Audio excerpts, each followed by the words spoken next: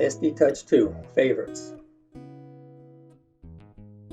To set up your favorites, go to Recipe.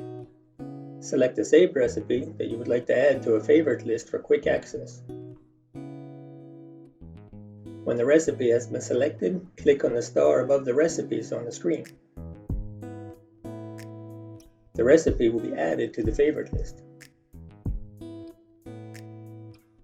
Favorites have a highlighted star next to the recipe name.